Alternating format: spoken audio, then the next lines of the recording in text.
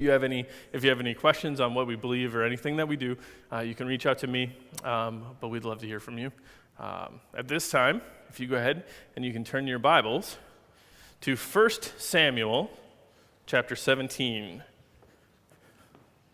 So we are looking at, we're in the middle of a series entitled Villains. Now, when we started this last week and we looked at the story of Cain and Abel, and that Cain was the villain.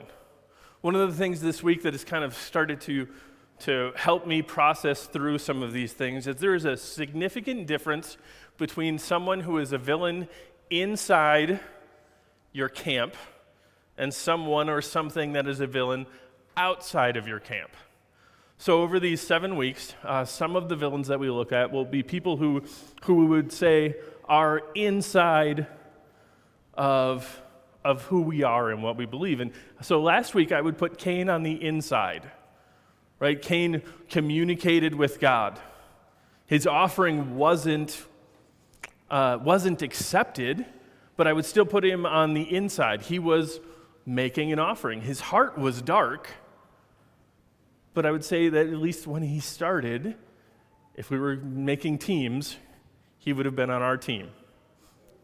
Now, some of the villains will not be. They will feel on the outside. And what I've been thinking about and realizing is that they really do, they hit different as you read them. So when we are learning about a villain that's what I would say is on the outside, there's part of us that can kind of get a little bit like we might puff our shoulders a little bit, and we're like, let's go.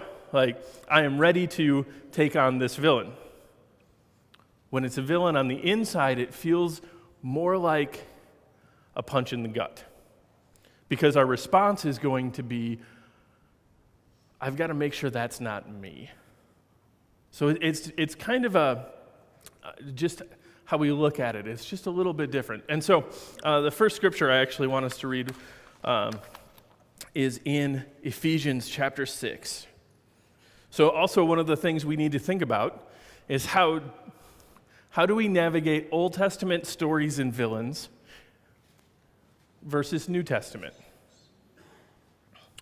So one of the things that we need to remember is in Ephesians chapter 6, verse 12, "For our struggle is not against flesh and blood, but against the rulers, against the authorities, against the powers in this dark world, and against the spiritual forces of evil in the heavenly realms." As we go through this series and we look at villains, one of the things that I think might be tempting for us to do would be to start naming the villains in front of us. And that's not completely wrong. Now, what would be wrong is if those villains are actual people. Because as we've gone through New Testament, as we get to Jesus, and here Paul writes, your struggle is not against flesh and blood.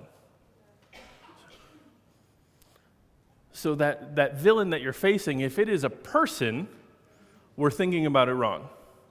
Now, people can be used. Okay? So,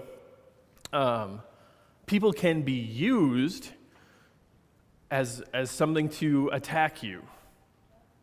Okay, so we are all agents of with free will, and if I am being tempted to gossip, let's say there's something going on. Tim, I'm looking right at you, so I'm going to use you. Right? There's something going on in Tim's life. Right? Satan is working against him. I could also be tempted to go along with that. That doesn't make me the villain, but it makes me participating in it. So there could be moments where you would feel like this person is against you. And in some ways they might be, but your battle is really not with them. And I mean, we might feel like it's just words that we're saying here, but it is a philosophy and an understanding that as we face these things, that person who hurt me, That wasn't good. That wasn't what God intended. But we cannot look at them as the villain because of what that does inside of us.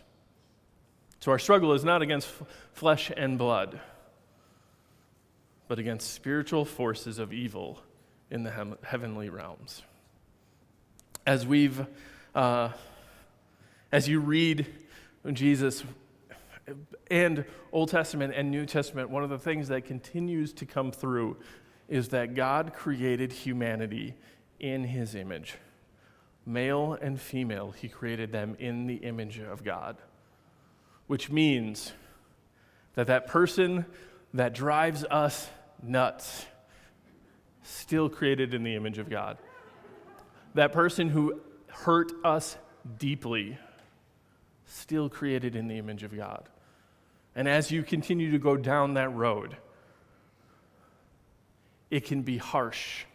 It can be painful. There can be things that we don't want to say, but it's important. It's imperative to us as Christians that we continue to look at and say, that person is created in the image of God. And there are some of us who have some really deep wounds, and that's going to be really hard.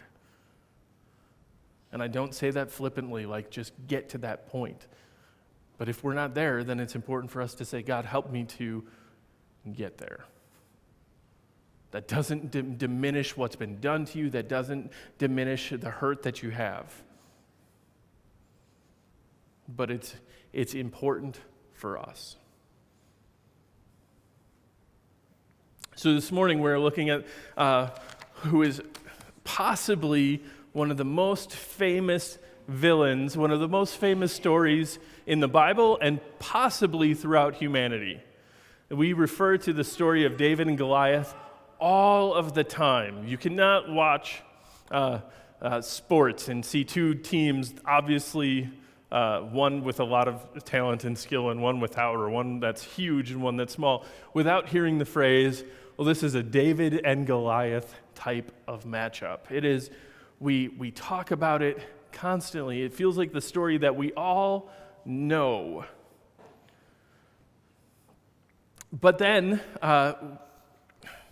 this story takes place in regards to the Philistines. And so as you read the Old Testament, you'll see these characters called the Philistines. And it's this group of people who feel like the arch enemies to the Israelites, at least through some of the Old Testament books.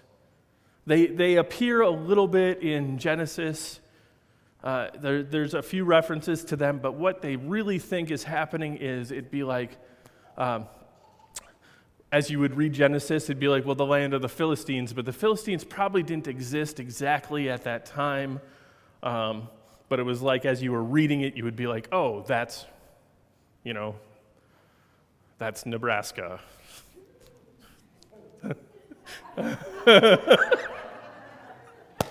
I got you, Mike.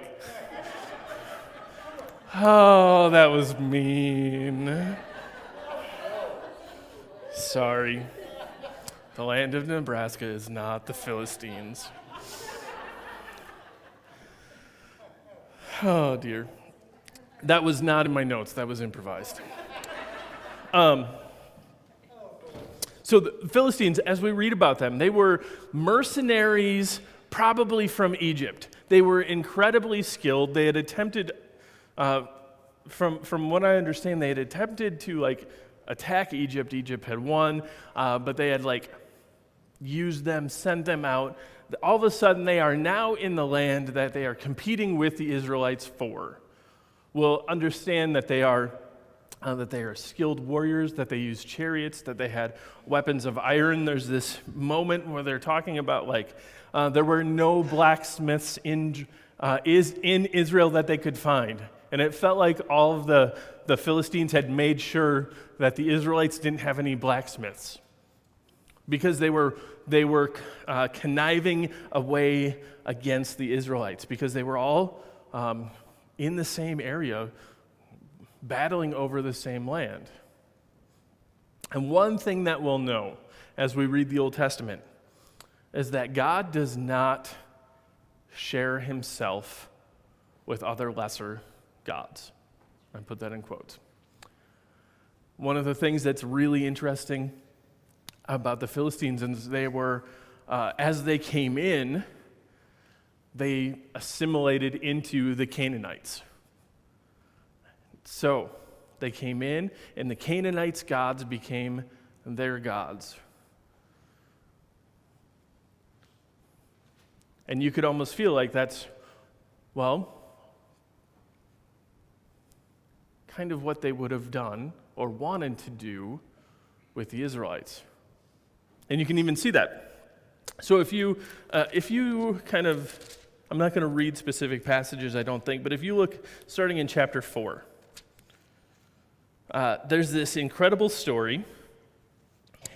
The Philistines and the Israelites are battling.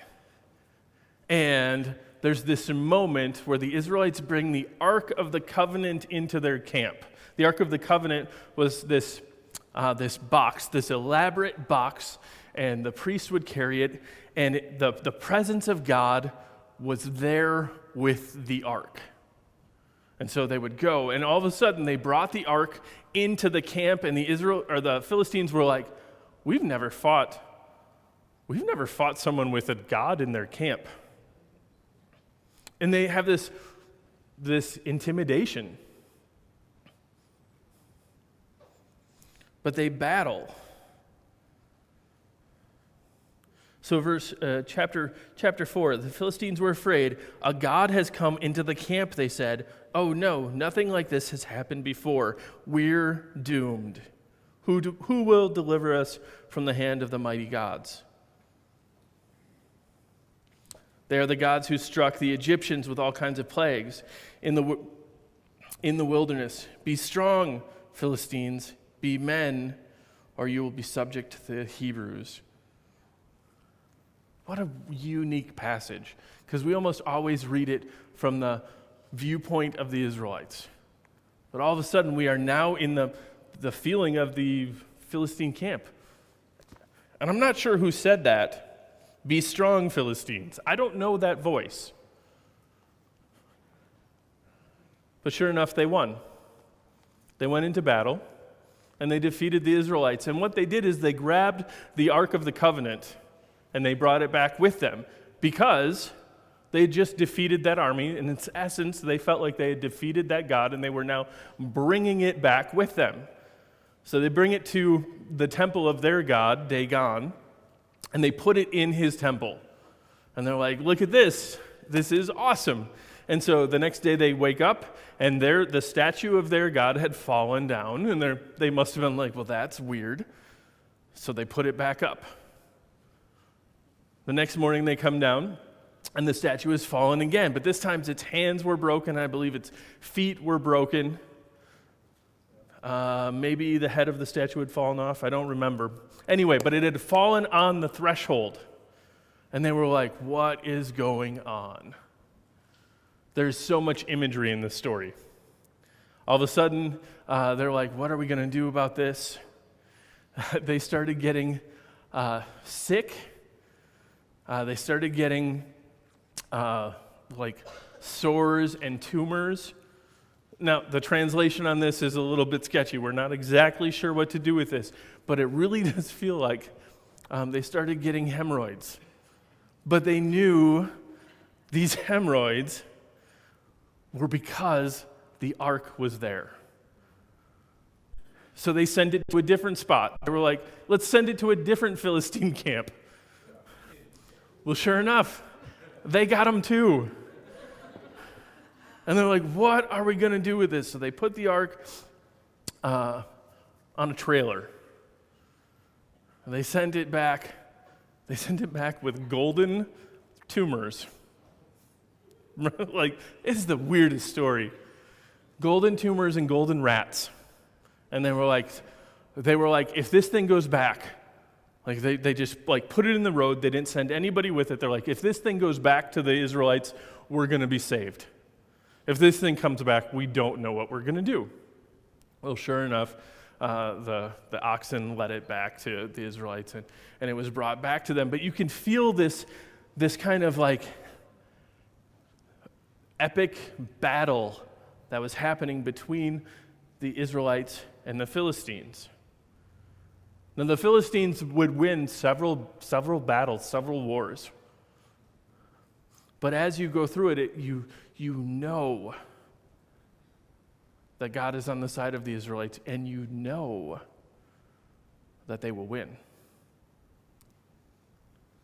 But in that battle where they took the Ark of the Covenant, I believe it says 30,000 foot soldiers were killed. Eli, his 2 sons were killed. It was not like the Philistines were just yahoos over on the side. They were a challenge to the Israelites, and you can see them battle back and forth.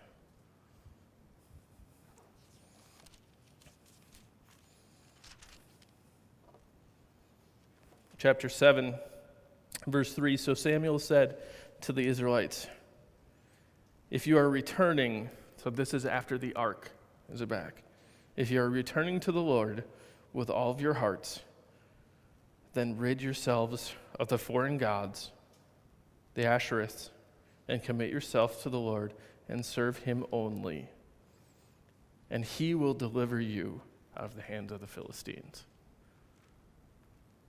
You hear those clues?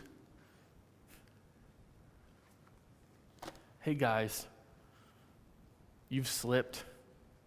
Apparently, you have turned to other gods. Now's the time. Get rid of them. So in the story goes, and Israel asks for a king. Israel asks for a king because they want to be like the other countries, the other nations that are around them, because the battle with the Philistines would go up and down, and what they were really looking for was somebody who would come in and who would crush the Philistines, who would empower them to live in the land that God had given them without their enemy, the Philistines. And so they said, we need a king in order for us to do this. And I used to be really harsh on the Israelites in my mindset of like, why would they ask for this? God had already set this up. But as you read in Judges and Samuel, all of a sudden I'm realizing like God had set this up, but so many of the judges were evil. So many of them who did incredible things also did awful things. So they were like, we need something different. Rather than saying we need to follow through better on how God has called us to live, they were like, we need something different, and God allowed them to do that.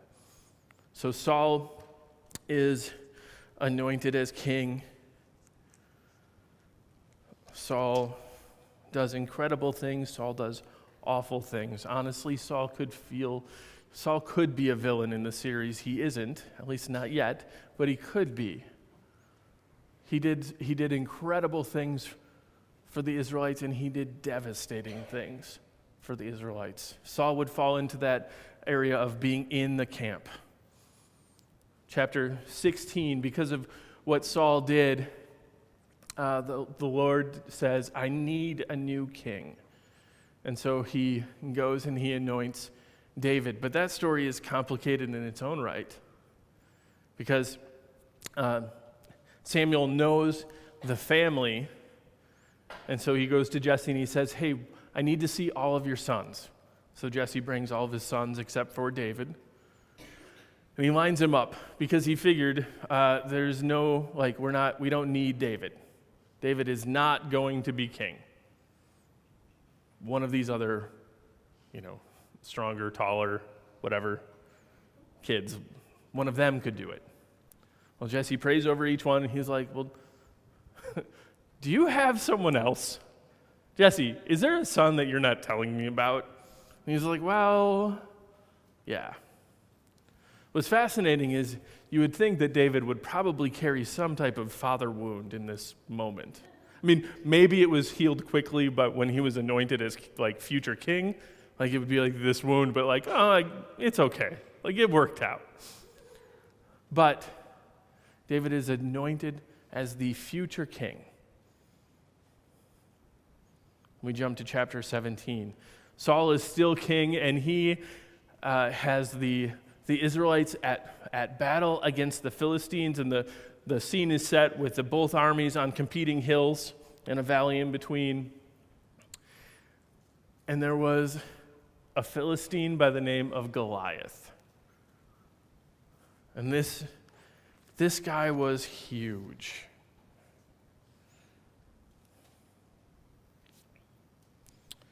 Talks about how he was over 9 feet tall, that the armor that he wore weighed about 125 pounds.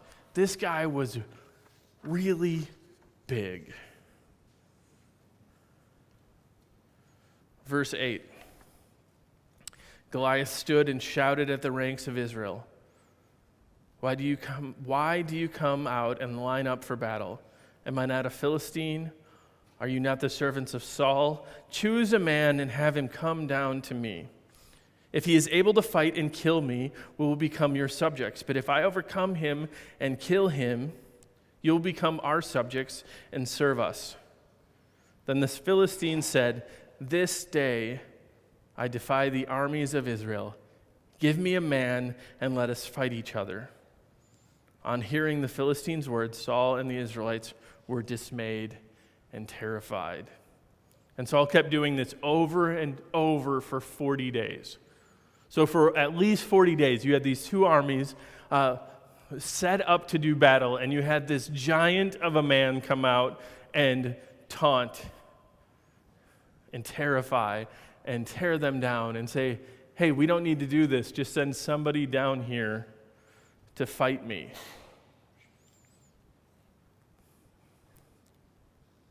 Just send somebody down here. And you can imagine all of the Israelites like looking at each other like, kind of like stepping back, like trying to see like which one of us is not going to be bright enough to step back. And it looks like they're, stepping forward. But for 40 days, they did this. They listened. And can you imagine the fear? Like it would be fearful day 1. But by day 30, and nobody has stepped up, like that is a crippling amount of fear. So David he's entrusted to bring food up to the armies. His dad wants him to check on his brothers who are there fighting, and David, who feels like just the spunkiest teenage boy, he hears him talking like this. And he just starts talking about, this is ridiculous. Does he know who he's talking about? And this account gets back all the way to King Saul. So verse 32, David said to Saul, because Saul called for him. It's almost like Saul heard, hey, somebody's brave enough to at least talk a big game against this guy. Let's at least see who this is. So David said to Saul, let no one lose heart on account of this Philistine. Your servant will go fight him. Saul replied, you are not able to go out against this Philistine and fight him. You are only a young man, and he has been a warrior from his youth. But David said to Saul, your servant has been keeping his father's sheep. When a lion or a bear came and carried off the sheep from the flock, I went after it, struck it, and rescued the sheep from its mouth. When it turned on me, I seized it by its hair, struck it, and killed it. Your servant has killed both the lion and the bear. This uncircumcised Philistine will be like one of them, because he has defied the armies of the living God. The Lord who rescued me from the paw of the lion and the paw of the bear will rescue me from the hand of this Philistine.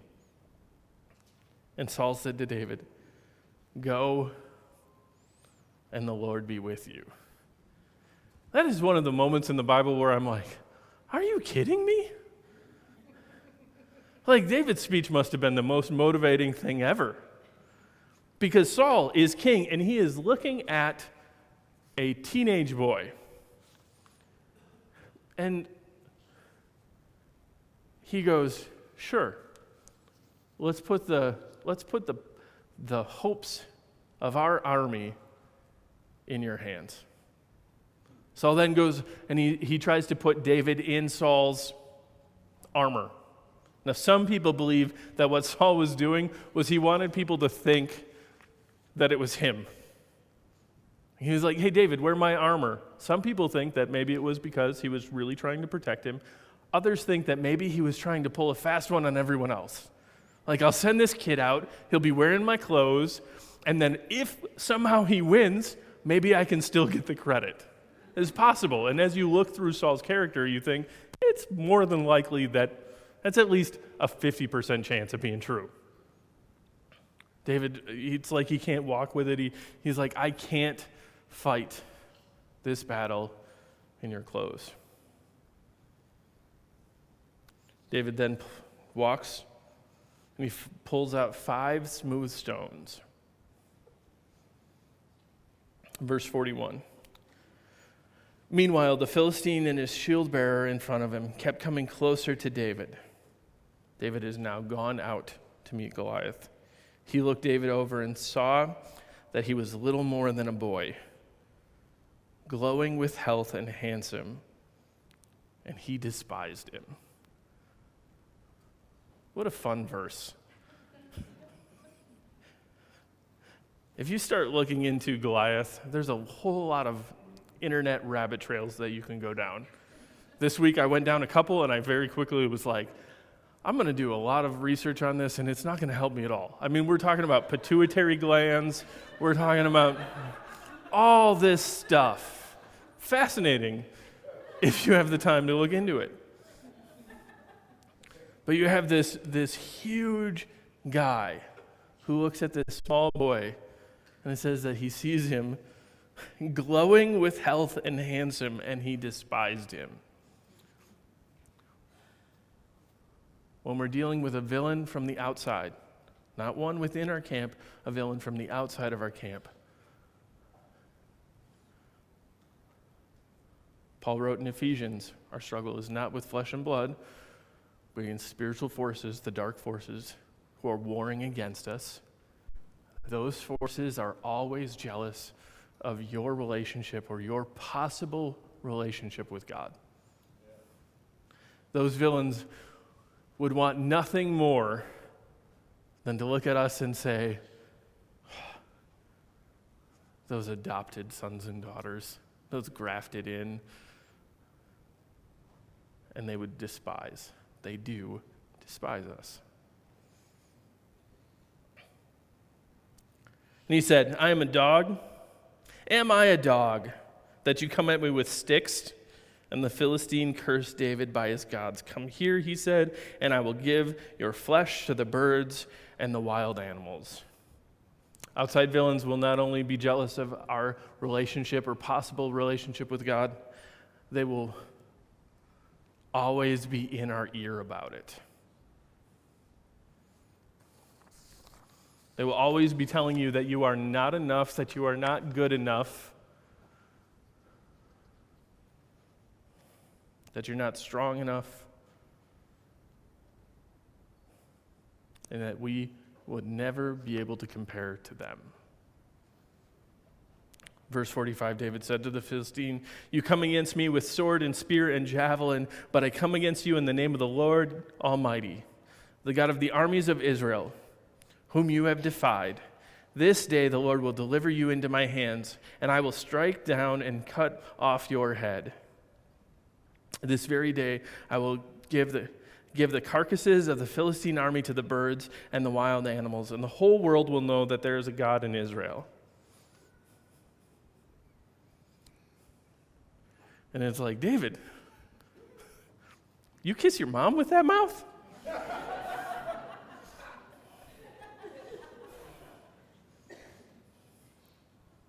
All those gathered here will know that it is not by sword or spear that the Lord saves. For the battle is the Lord's, and he will give all of you into our hands. You see, it's in this moment that the battle turned. Because Goliath was constantly trying to get David to fight his battle. Meaning that Goliath was going, hey, I am a trained hand-to-hand combat giant. You send a boy to fight me at hand-to-hand combat, and that kid is not going home.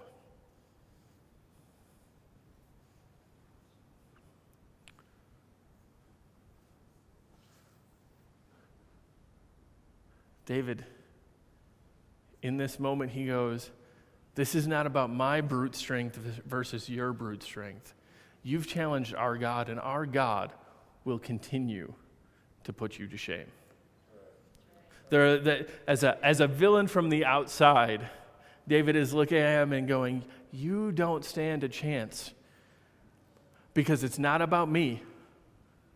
It's about him. That phrase, for the battle is the Lord's, and he will give you into our hands. You see, David had the perspective that none of the other soldiers seemed to have, or at least their perspective had been changed or worn away by giving into it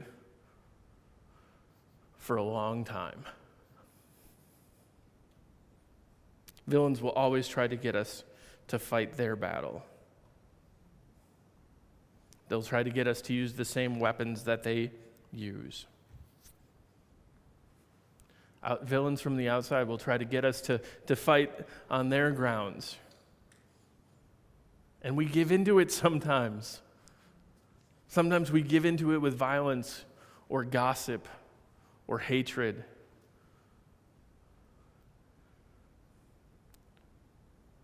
When our response needs to be, you don't actually stand a chance because you're not fighting me. If you're fighting me, then I'm probably in trouble. But you're not fighting me. And as we read the New Testament, what's absolutely incredible, and we talked about this a little bit in our Wednesday night group, is that the same Spirit who raised Jesus from the dead lives within us. In essence, again, we're not fighting. It is the Spirit of Christ who raised him from the dead who lives within us that is fighting. As we read this story, sometimes we're really tempted to put ourselves into the role of David. Like, well, I'm going to do these things. And I think we can learn from David. We can learn from his perspective. So, for instance, we can learn that God prepared him for that battle.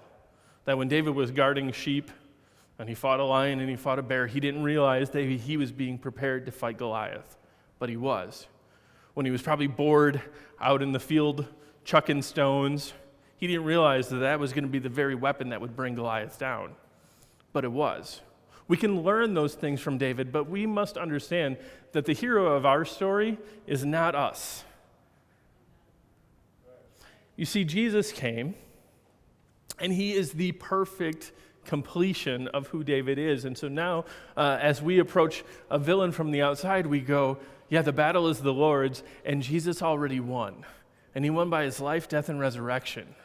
And because of that, the same Spirit who raised him from the dead lives within us. And so we can look at that villain and say, good luck. Because you are not fighting me. You are fighting the God of heaven and earth. And we can get that same picture of like the Ark of the Covenant being brought into the temple of the false god, and that false god consistently coming down. And we can be going, God, you will now fight for me. I'm going to ask the worship team if they'll come forward.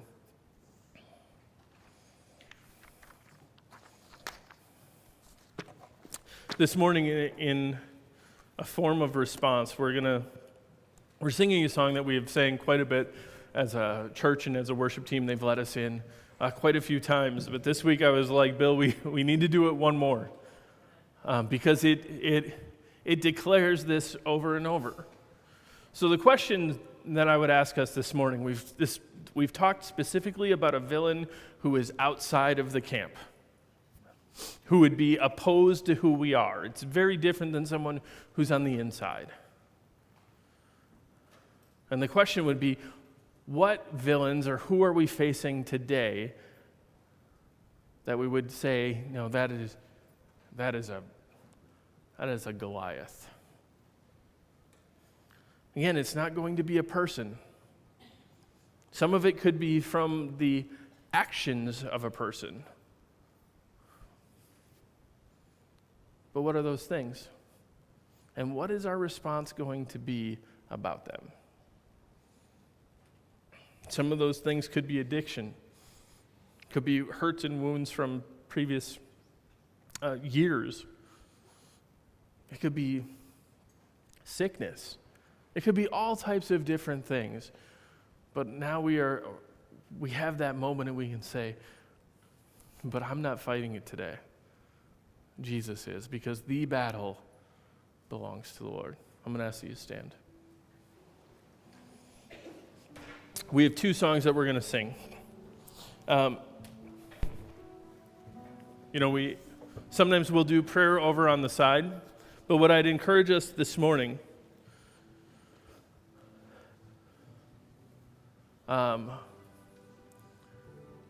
maybe there's a battle that you're fighting, and it's like that feeling of stepping out. So maybe that's finding a place up front. Maybe it's turning and kneeling in prayer in your chair. Maybe it's finding a different space in the sanctuary. But today is about each of us going, but this battle is his.